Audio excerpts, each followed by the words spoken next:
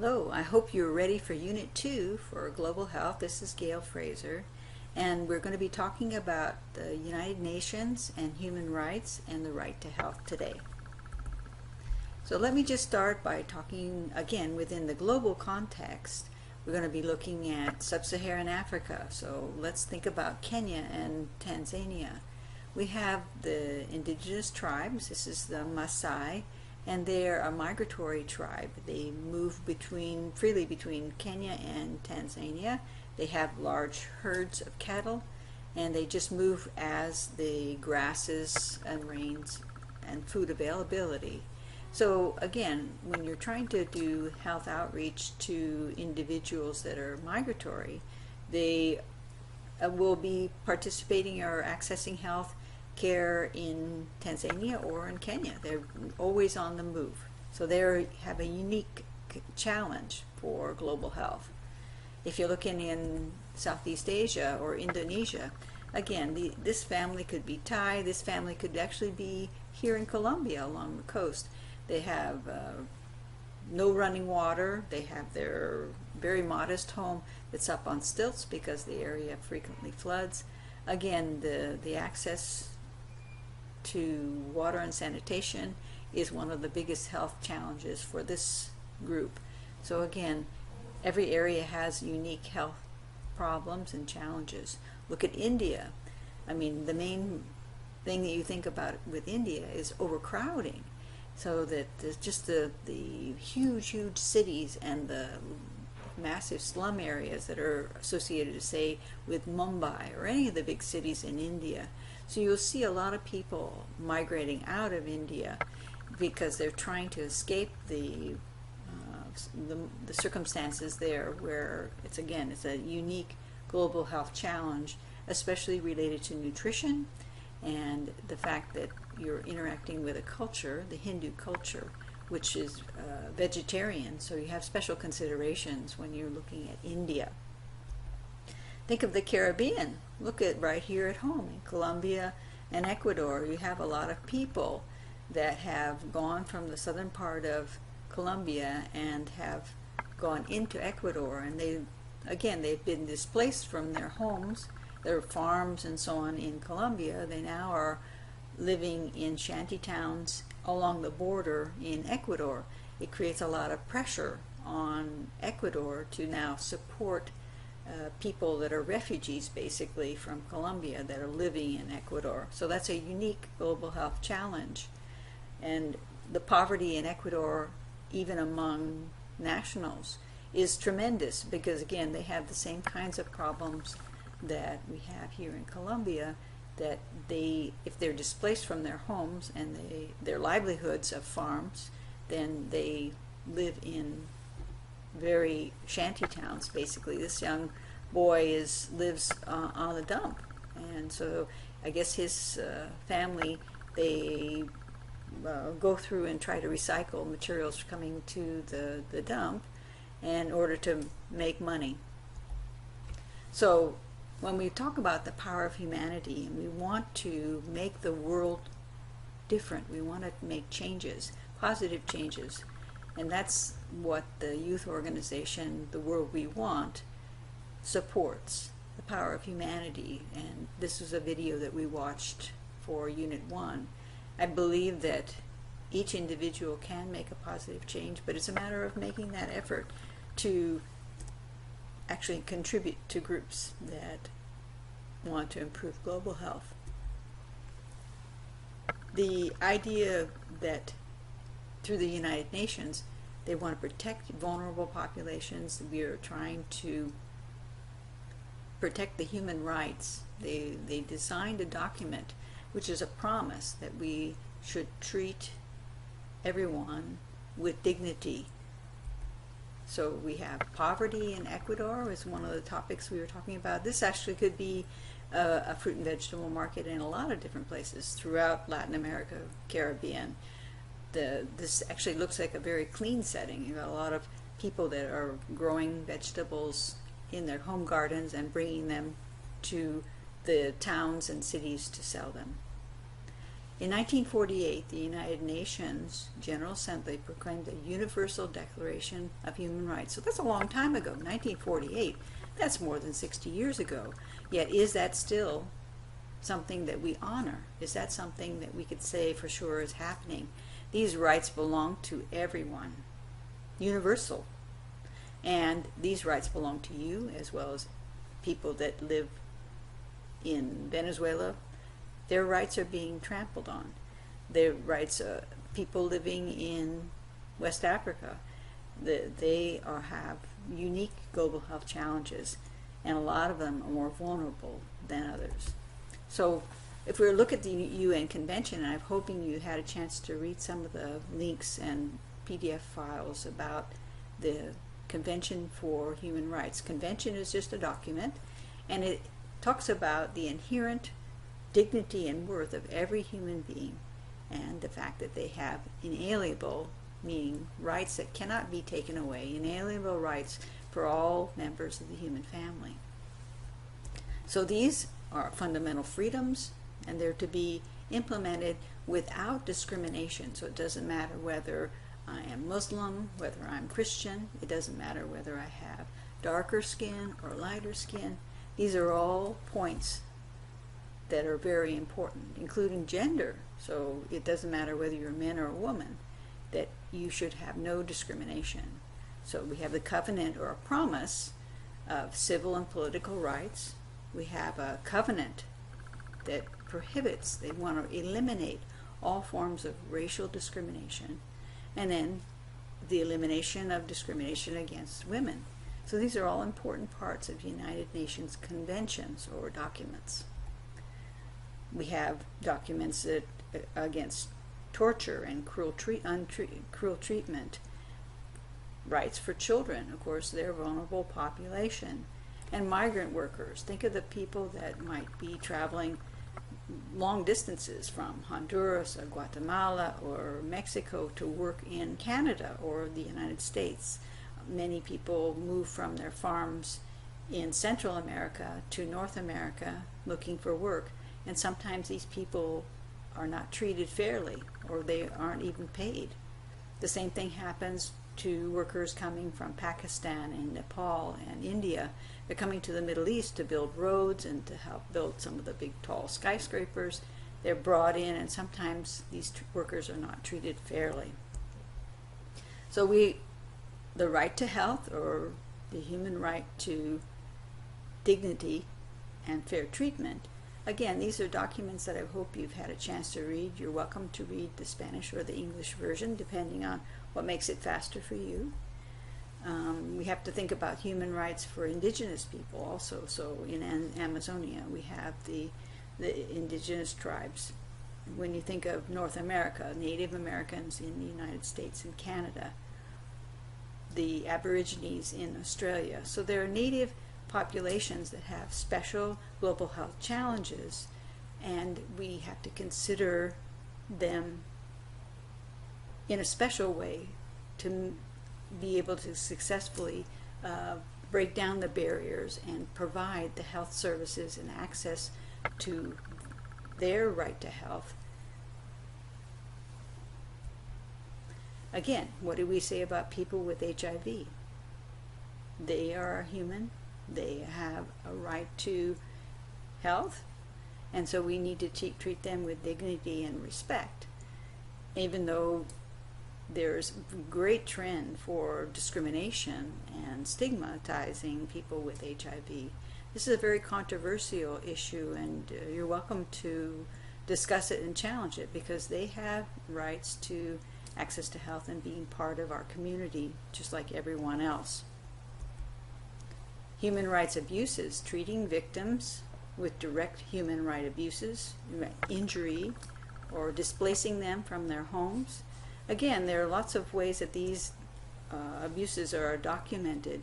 Look at Brazil and Venezuela. That's going to be our case study today. And so these are just schoolgirls. I mean, you know, do they have a right to be protected? I believe they do. And Amnesty International is one of the excellent international NGOs who really seeks to document the in different countries they request permission to go into Venezuela, they go into Myanmar, the former Burma, and they try to document the human rights abuses so that the United Nations conventions could be then implemented in those countries. Of course, in Latin America, they have special groups that look and protect human rights, and they're very similar to the Amnesty International. So again, these are all important groups that we have to keep in mind that are protecting human rights. So before we go on to discuss the case study, which will be a part 2 of this video, let us look at one short video clip, and then we will resume again with part 2 of Unit 2. Thanks.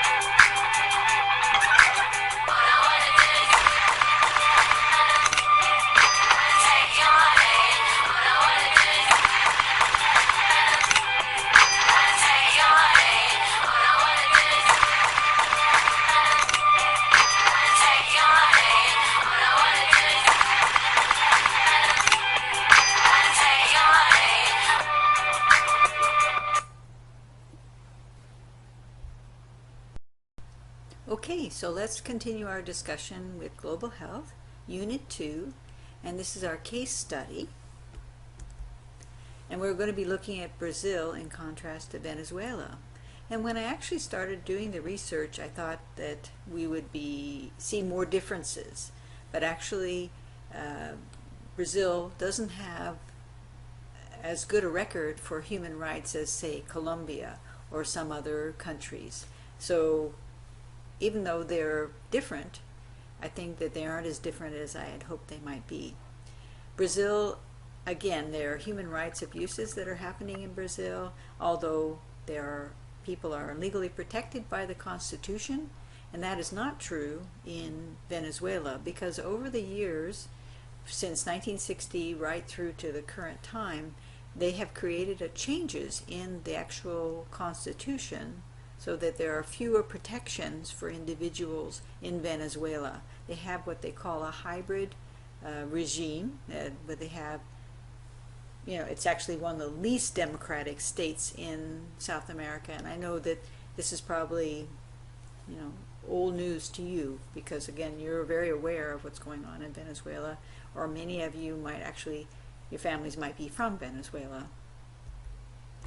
In Brazil, we also have police violence, and it's one of the highlighted components of Brazil that shows the human rights abuses in Brazil.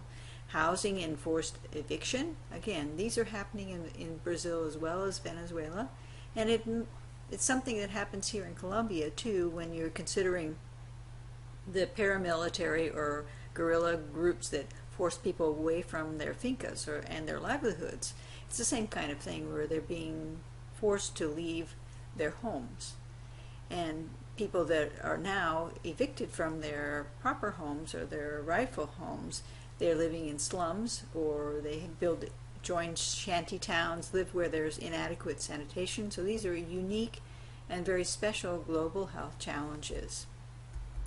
So we're looking at Brazil. Okay, so it's a massive country and a lot of diversity in Brazil versus Venezuela, but always we're keeping in mind conditions here in Colombia. And Colombia is special in many ways because it is a rich country with a lot of resources, whereas some of the other countries we were referring to, Peru or Ecuador, might not be in that same circumstance. So Venezuela, again, following the regime of Hugo Chavez, the whole constitution, starting in 1999, so that's the last 15 years, it had a completely new constitution. And these guarantees for human rights were not supported. They're saying that they have them, and they say that everyone should have a right to health care, but these types of written documents have had no legal impact on the way that human rights are protected or abused in Venezuela. So again, he was re-elected in 2012. He had some health problems, and so now we have Nicolas Maduro elected in April 2013, but there haven't been a lot of positive changes since that time, and so there's the same conditions and critical health challenges in Venezuela as when Chavez was in power. And again, there's extensive social unrest, there are attacks freedom of expression. I know that people from Amnesty International and journalists that have gone into Venezuela have been imprisoned, and so they don't allow the documentation of the human rights abuses. In 6 months, they might have more than 12,000 complaints, and these are documented, written complaints, legally filed complaints. Can you imagine how many the complaints actually are not filed? So this may be less than half. And again, the 2007 changes in the legal structure really, it's supposed to support violence, the prevention of violence against women, but that hasn't actually been implemented. So again, in Venezuela, you have harassment, intimidation. These are important ways that people coerced to giving up their properties, and their legal rights have been trampled on. And so there are lots of human rights abuses. As I mentioned, the journalists and defenders of human rights are not allowed to document the human rights violations. So when we're looking at the case study for Brazil and Venezuela, the human rights violation reported have to do with deprivation. So people living in slums, they have been removed from their homes, they're denied adequate housing because they aren't allowed to live in their original homesteads. Insecurity, high levels of insecurity, because the police cooperate with the criminal gangs, so that suddenly, without any warning, people could be attacked or injured in their own homes or in their own neighborhoods. Again, discrimination and denial of participation. So these are very basic things that are part of a democratic government system, and that automatically offers a lot of human rights protection. So these are all things that we are comparing and contrasting with Venezuela, and I'm sure that you have a lot of examples. As we finish this discussion, I'm hoping that these are going to be ideas that stimulate you to write back and join the forum for discussing specifically Brazil and Venezuela, the violations of human rights which impact their right to health and their access to health services. We have, again, a lot of agricultural workers, and we have consideration of people that, again, immigrate to other locations within a country or between countries that are constantly being subject to human rights abuses. So to wrap up, we're going to be talking about, are we as individuals joining groups that enforce the international vigilance? In other words, are we trying to prevent, through our support of Amnesty International or other human rights groups in Latin America, the prevention of violence against women and children? What are the health consequences of the denial of their right to health or their human rights? And denying access leads to poor health outcomes. And so, again, when we don't have the preventive health care or access to public health in communities because of the chaos and disruption, it's actually children who are affected the most.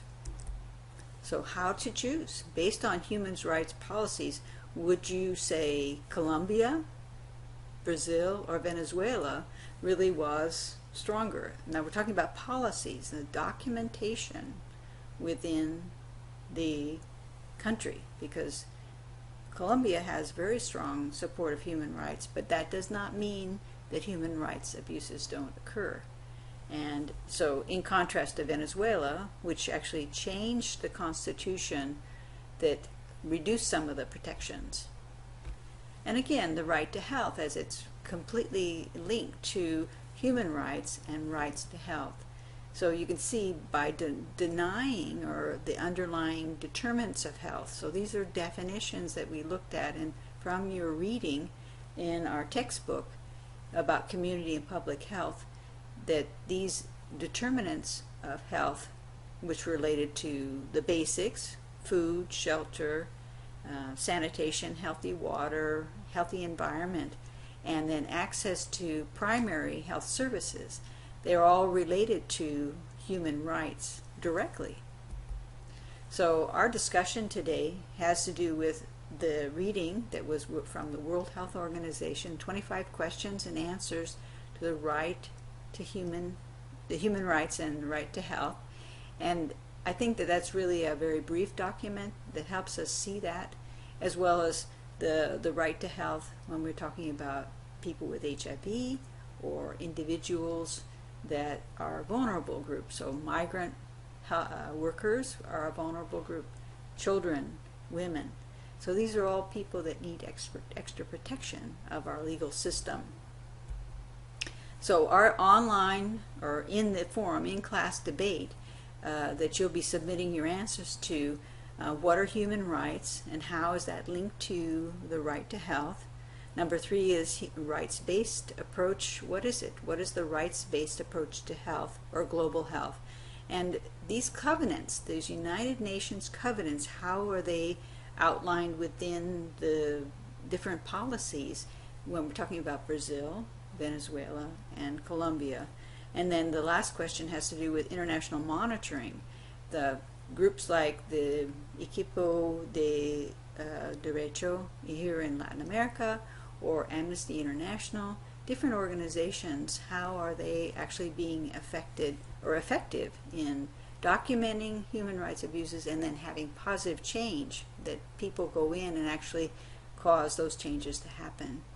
So please, this is the wraps up part 2 of Unit 2, and you are welcome to watch the video that comes at the end here.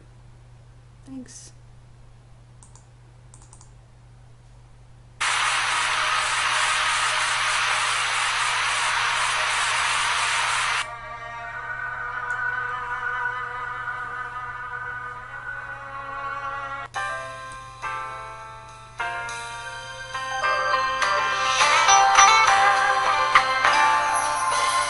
It's all about giving, it's all about trust, it's all about people, it's all about us. It's all about being human and having a heart. It's all about being human and playing a part. It's all about healing, it's all about life, it's all about helping the weak survive. It's all about being human and able to care. It's all about being human and ready to share. We're talking life power, Red Cross power, the power to be the best that we can be. We're talking life power, setting us free. Red Cross is life power, the power of humanity.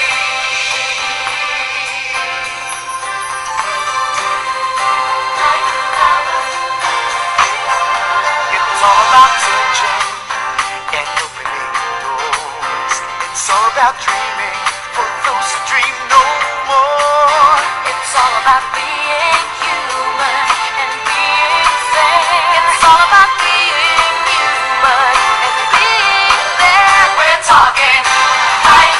power.